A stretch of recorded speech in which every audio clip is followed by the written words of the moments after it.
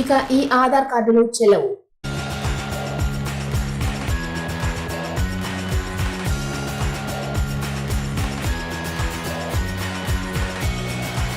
ఆధార్ భద్రతకు ప్రభుత్వం ప్రక్షాళన కార్యక్రమాన్ని చేపట్టింది. మరణించిన వ్యక్తుల 2.5 కోట్ల ఆధార్ నెంబర్లను క్యాన్సిల్ చేసినట్లు కేంద్ర మంత్రి జితిన్ ప్రసాద్ లోక్సభలో తెలిపారు. గుర్తింపు కార్డుల దుర్వినియోగాన్ని అరికట్టడానికి అర్హులైన వారికి మాత్రమే ప్రభుత్వ ఫలాలు అందించే లక్ష్యంతో ఈ చర్యలు తీసుకున్నారు.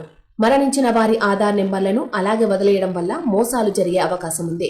ప్రధానంగా సంక్షేమ పథకాల ప్రయోజనాలను ఇతరులు అక్రమంగా పొందే ప్రమాదం ఉంటుంది.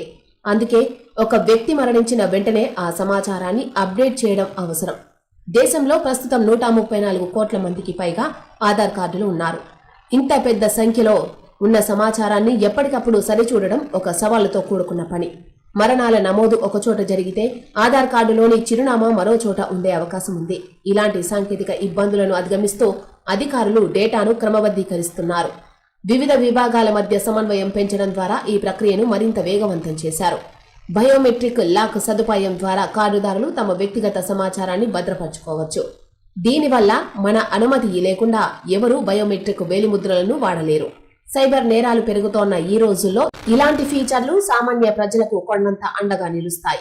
ఫేస్ అథెంటికేషన్ ప్రక్రియలో లైవ్నెస్ డిటెక్షన్ అనే టెక్నాలజీని తీసుకువచ్చారు. దీనివల్ల లావాదేవీ సమయంలో అక్కడ ఉన్నది నిజమైన మనిషో కాదో సిస్టమ్ గుర్తిస్తుంది. ఫోటోలను చూపించి లేదా ముసుగులు ధరించి మోసం చేసే ప్రయత్నాలను అడ్డుకుంటుంది. నకిలీ గుర్తింపులతో జరిగే అక్రమాలకు ఈ టెక్నాలజీ చెక్ పెడుతుంది. ఆధార్ సమాచారాన్ని వెరిఫికేషన్ కోసం వాడే సంస్థలు డేటా వాల్ట్స్ ఉపయోగించాలని ప్రభుత్వం ఆదేశించింది. దీనివల్ల ప్రజల ఆధార్ నెంబర్లు ఎన్క్రిప్టెడ్ రూపంలో భద్రంగా దాచబడతాయి. UIDAI ఎప్పుడూ పౌరుల బయోమెట్రిక్ వివరాలను బయటి వ్యక్తులకు లేదా సంస్థలకు అందించదు. ఆఫ్లైన్ అవసరాల కోసం QR కోడ్ పద్ధతిని వాడాలని సూచిస్తున్నారు. దీనివల్ల సమాచారం తక్కువ ప్రమాదంతో వెరిఫై అవుతుంది.